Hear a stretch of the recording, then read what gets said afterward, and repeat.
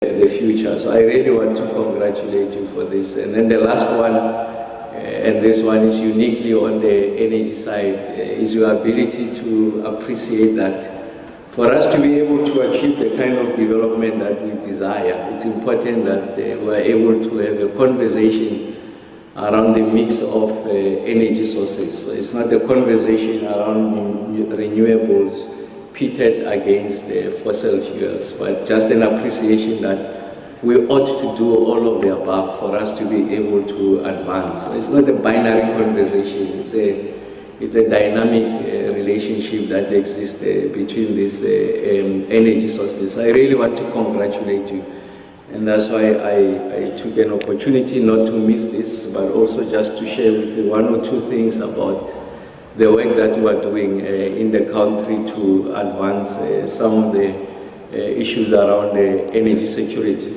I thought that it would be appropriate for me just to situate the conversation within a global context. So there's a conversation around something that gets to be referred to as the energy trilemma. So that's what is a conversation in multilateral fora. So that energy trilemma suggests the following, that we need to resolve issues of energy security. And this, the quest for the resolution of energy security is on the back of the Russia-Ukraine war, when the major Western powers were experiencing significant energy deficit as a result of the discontinuation of the gas supplies to some of European jurisdictions. And then they got to elevate the conversation as something of concern. And then there's a second leg of the trilemma speaks of energy access, and I think this conversation is even more opposite to us on the continent and the global south. And I'm using the global south really in aggregate terms. I'm not suggesting that it's a homogeneous region. I think there are nuances when you move from one country to the other, but I think there are features that are common, and I'll say one or two things about those features. But the energy access has got two sub-elements. The first one is affordability, and that's a primary conversation, not just on the continent, but I think the rest of the world. And I'll show you how, or suggest how this we can address the cost curve, and also by extension then resolve the issues of affordability. And then it also has to be available. And we know that in many parts of the continent, there's significant deficits. 600 million people on the continent don't have access to electricity. We are 1.4 billion population on the continent, projected to grow to 2 billion by 2040. So we need to do something meaningful for us to be able to address the issue of access, especially the issues of universal access, and of course resolve availability and affordability. And the third leg has to do with environmental sustainability, and this has been a preeminent feature in the conversation, that the center of gravity of the conversation really overemphasizes environmental sustainability. And my considered opinion is that our conversations will be discredited for as long as we don't address the issues of access. I mean, taking into account there's 500 people, women on the continent, who experience premature death as a result of a lack of access to electricity and resorting to means that compromise their health. You have 600 million people on the continent who don't have access to electricity. So the conversation is a non-starter. So they want to transition from darkness to light. What those energy sources is it's a secondary consideration. The primary consideration is that make it possible for us to be able to meet our electricity requirements and allow us to develop like the rest of the world. So I think it's important that when we fashion this conversation, the center of gravity should not just be on the issues of environmental sustainability, but all of the above.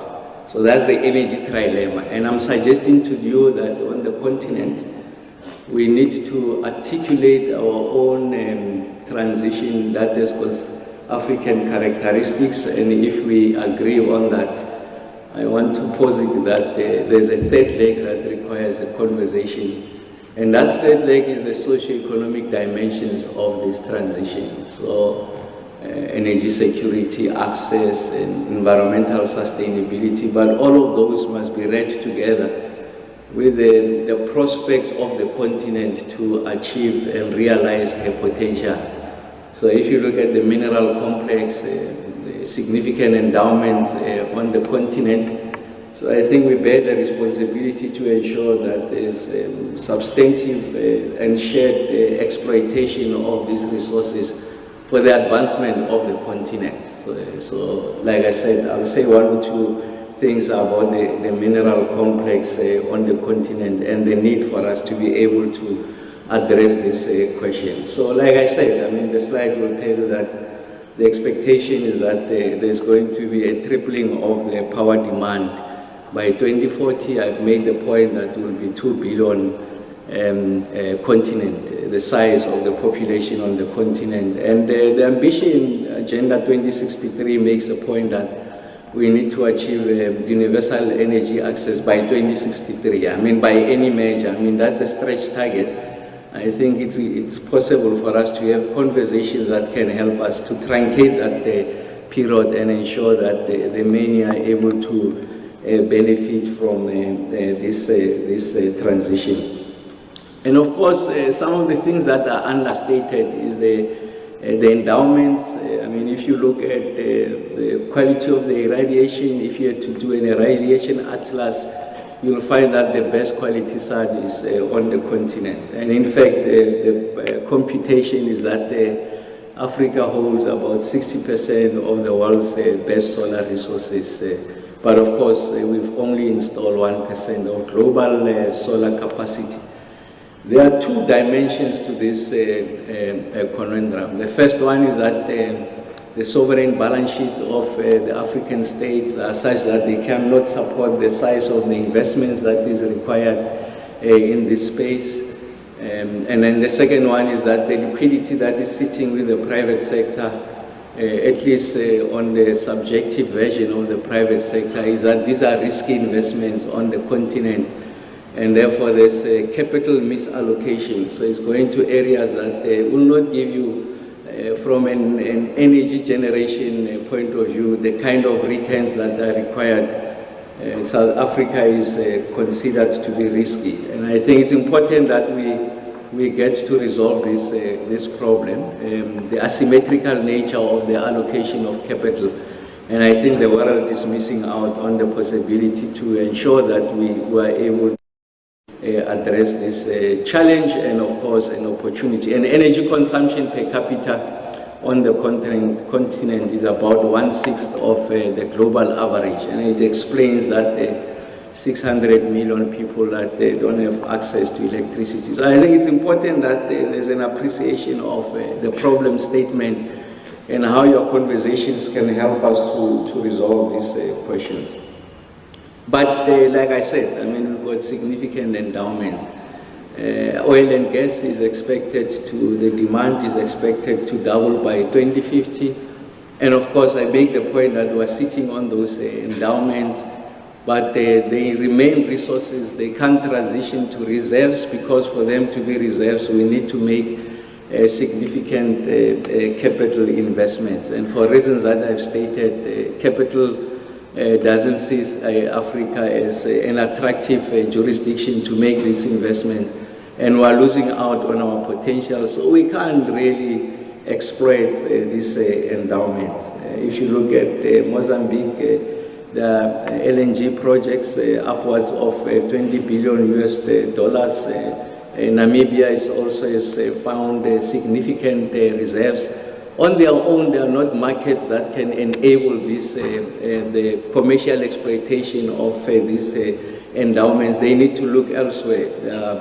Small economies, and I really say this with the greatest of respect, and of course they are unable to make a business case on how you can deploy these resources domestically first, meet the domestic demand before you think of exporting. So the business case is about exporting, and that's why there's a delay in the realization of this endowment. And in South Africa, we're sitting on a significant coal reserve, the 6th largest coal producer globally. And I must make the point that coal will remain the backbone of energy and electricity generation in our country. We are not about to abandon coal as a base load. So what we're going to do is to ensure that we use technology to reduce both the greenhouse gas emissions, the NOxes, for us to be able to meet our environmental obligations, because we have a duty to protect communities that are located within the immediate footprint of those coal-fired power stations. So we're talking about the principle of additionality as opposed to subtraction. And you look at the Japanese, they found a way of co-firing ammonia with coal, and they are able to reduce significantly the amount of emissions. So you are not sitting with a coal problem, we are sitting with an emissions problem. For as long as we are able to address the emissions, there shouldn't be really a conversation about whether you should exploit coal. And in fact, when we did our mapping in the country, we have arrived at a determination on the matrix of what constitute the critical minerals. Cabinet has taken a decision that coal is one of those. It's a critical mineral, and we'll continue to exploit it. But I make the point, we understand our obligations to the environment, and that's why I'm saying we'll use technology to reduce greenhouse gas emissions, but accelerate the onboarding of renewables. Of course, nuclear, the technology that is advancing on small modular reactors provides us with a pristine opportunity going into the future to have consistent base load that is clean. If you look at the taxonomy of what constitutes green, suddenly there's a new realism that the nuclear is clean. We have always known that it's clean, but major powers had said it's not clean. Now they're confronted with energy security. Suddenly it's clean, but it's fine. We have known that science has always suggested that it's clean. Of course, the powerful are the ones who determine the narrative. So if you like, ideas as knowledge, they have super exploited it, it's okay. We are not in that space, and we can see that energy is used as an instrument of diplomacy to punish and also to incentivize. I leave that to diplomats, but I think as scientists, engineers, we need to have an appreciation of the role and place of nuclear. The expectation is that the renewables will account for about 80% of the projected 300 gigawatts of new capacity. And you can see the cost curve is coming down. It's got its own challenges, the non-dispatchable nature, the intermittent nature. I think that the Spanish and the Portuguese have a story to tell about the amount of penetration. I think science suggests that if there's 30% penetration and above, 30% above of renewable energy penetration on your grid, the grid is going to be susceptible to a variation. So if there's no significant inertia that is built into that, then you are likely going to encounter challenges that the Spanish and the Portuguese confronted. So I think what the technology has been doing, it was just grid following. There's new technology on grid forming that allows us to respond to such changes and surges, if you like, in the energy supply, and of course protect the frequency of the grid. We are doing something in the country with regards to renewables. So we're addressing the issues of energy poverty and the inequities around energy access. So it's the poor, typically located in the rural hinterland or in peri-urban areas, in areas of informality that don't have access to energy.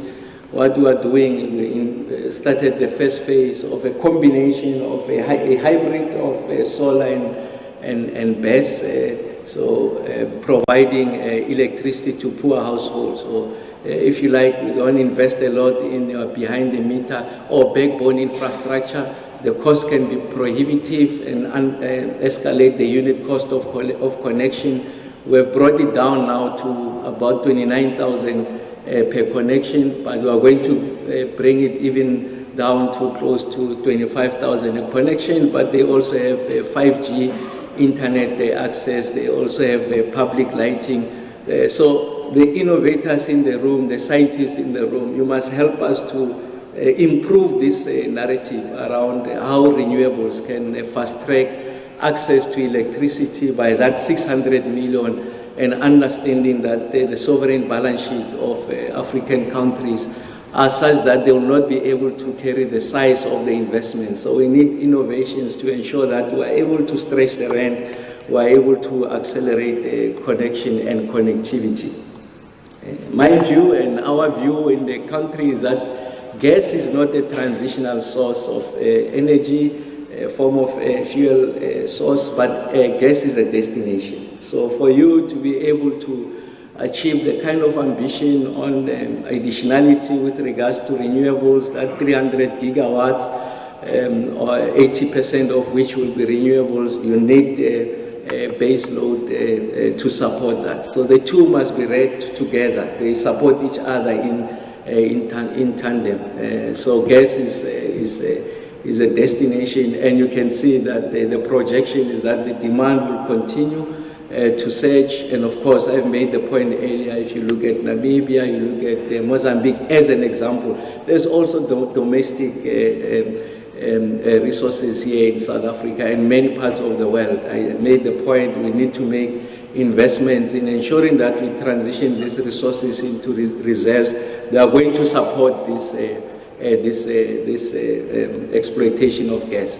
Again, I mean, if you are to fully exploit what is the known reserves, bring them online with regards to gas. Having done all of that, Africa as an aggregate will still contribute 3% of global gas emissions. So really it's insignificant in the total picture of the conversation.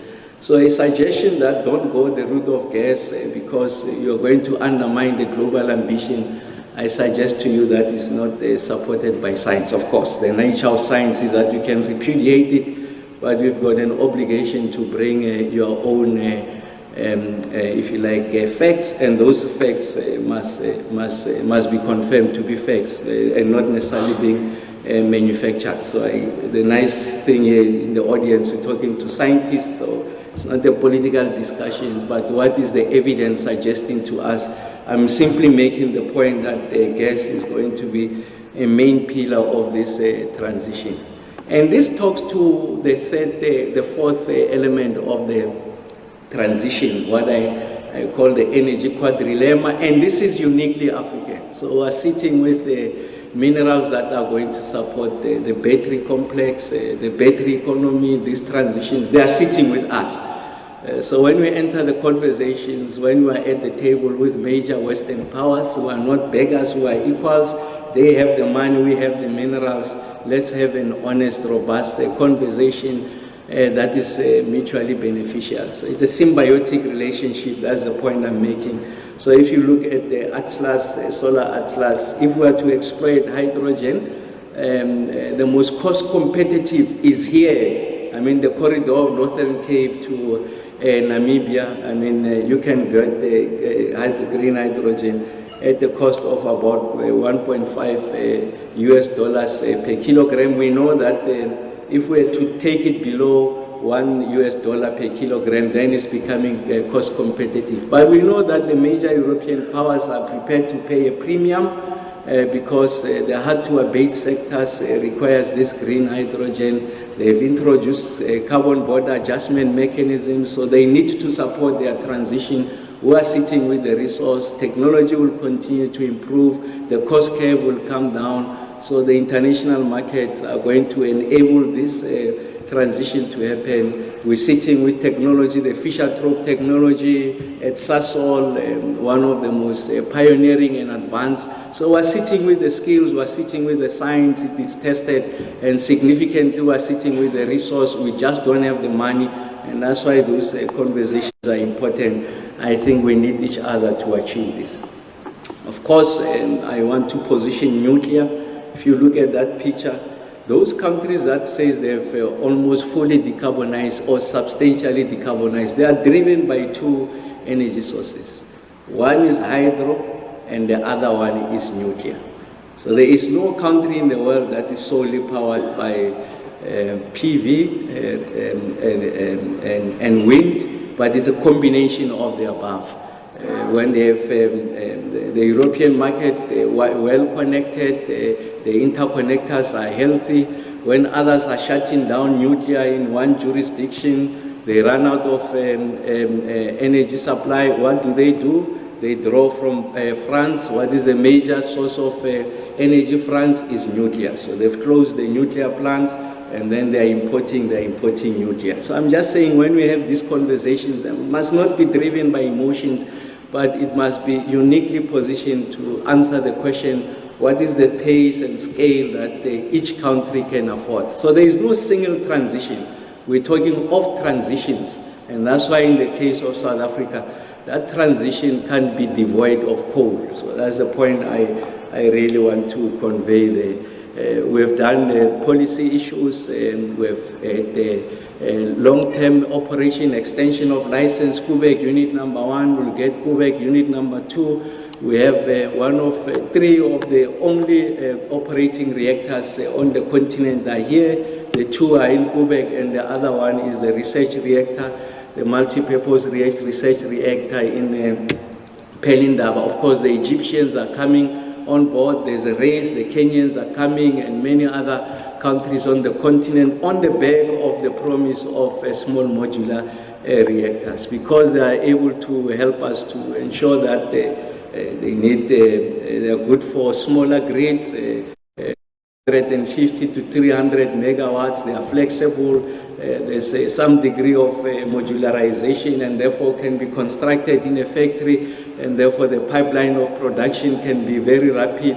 There's design simplification, which really is a big revolution, and then you can standardize across technologies for some components, and then the need for harmonization, licensing, and also the regulatory. So the deployment of SMRs will be more rapid than the traditional nuclear to power projects as we understand them. And then the cost curve is also coming down. As I speak to you, 2 of the only commercially operating SMRs, China and Russia, they are showing us exceptional results. I think the world is going in this direction, and I think it will be foolhardy for us not to go in this direction. I did say that nuclear is part of the mix. We are not about to relent on that.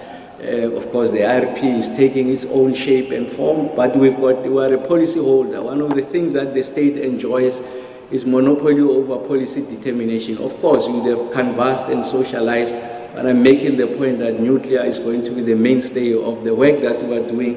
And thanks to the efforts of NEXA, we are able to articulate a comprehensive, far-reaching intervention on the role and place of nuclear for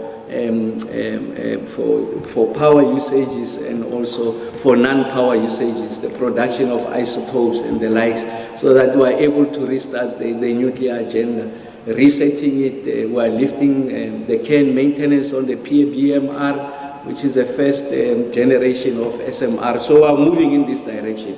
We've got the skills, we have mastered the technology. Of course, because of the pipeline that has not been there, we are lagging behind, but we can catch up as long as we collaborate with some of the main actors, the Chinese, the French, the Americans, the South Koreans, who are having that conversation and will decide on who's the best partner. We have decided on what constitute, if you like, the priorities for the 7th administration, and you can see that universal access is a key part of that. Eskom is on a trajectory. Mr. Marokane, the group CEO, will share with you. You can see that we are scaling up renewables, but the point is around additionality. Of course, at some point you'll retire some of the coal-fired power stations, but coal continues to be the backbone, nuclear the backbone of the work that we are doing going into the future to support the South African economy. For us, as I conclude, to achieve the kind of ambitions with regards to additionality in relation to renewables, then you must answer and resolve the question on transmission expansion and modernization. Our own computations suggest that we need 14,000 kilometers of new lines. You need to modernize that, given the configuration of the transmission. As we know that the load is concentrated northeast because closer to sources of production. We followed the coal mines and built power stations at the mouth of the coal mines, made sure that to minimize technical losses, you don't have long transmission line to your load centers. That's why it's Gauteng, and above 72% of the load is in Gauteng and going to the north. Very little that is happening to the south. But our energy endowments, the renewable energy assets are sitting in the Cape provinces, and they have exhausted our grid. The first generation, the 7-bit windows that we have introduced to the public, oversubscribed by developers, they've exhausted that grid capacity. So we need upwards of about 400 billion rand for us to make that investment. What have we done? We have launched a request for qualification, starts now in June. But most significantly, what is novel about that is two things. We are concessioning the lines, so we want to tap into the liquidity of the private sector. Of course, accepting that the transmission is a natural monopoly. The state is not about relinquishing, but we're concessioning those lines. We're starting with 7 of these package programs. And then the second one is we don't want to overburden the fiscus. Minister Godongwana will be presenting the budget tomorrow. You know that the fiscal matrix has deteriorated over time. So we're introducing a credit guarantee vehicle, which will be a backstop. Doesn't place any requirements on the consolidated fiscus, but it's an instrument that is acceptable to private sector players, because we created it with private sector, the IMF, IFC, and many other financing houses, and they accept that this is something that can serve as a backstop, and then will be unleashing this transmission expansion, and that is going to enable us to ensure that we are able to onboard renewables. The first phase, 1,164 kilometers, and of course the amendments to the Electricity Regulation Act, which is our principal piece of legislation, has enabled this reform. So we are able to move with speed. We just released the wheeling framework, which is about third-party transportation of electricity. You don't need to wait for the minister to do the next bid window. There can be conversation by private actors, the generator, off-taker, and you're going to use the infrastructure of Eskom, municipalities, whatever the combination. The rules have been set. So we are unleashing this potential for the country. But we must resolve the issues of grid following and grid forming, so that we are not exposing the national grid to possibility of collapse. And what grid forming does, it establishes and regulates voltage and frequency autonomously. So it's intelligent, it's robust, can preempt, and then it responds accordingly. So here the issue is about the inertia that is embedded in the non-dispatchable nature of renewables, and then they can operate independently or in weak grids. And of course, we know that it requires strong grid signals, and I've made the point that we're strengthening the grid, we're modernizing. Grid forming is going to help us to resolve all of these questions. So the point I'm making is that we are moving in that direction. We have an appreciation of the risks that are inherent. We'll work with science innovators to make sure that we are able to achieve our potential. And then the downstream issues around distribution, non-technical losses, the issues around investments in the distribution and reticulation infrastructure is something that is receiving our collective attention. You know, municipalities collectively owe Eskom about upwards of 100 billion rands. That's an existential question from an Eskom point of view. So we'll not lament the problem. As engineers, we are taught to solve the problem.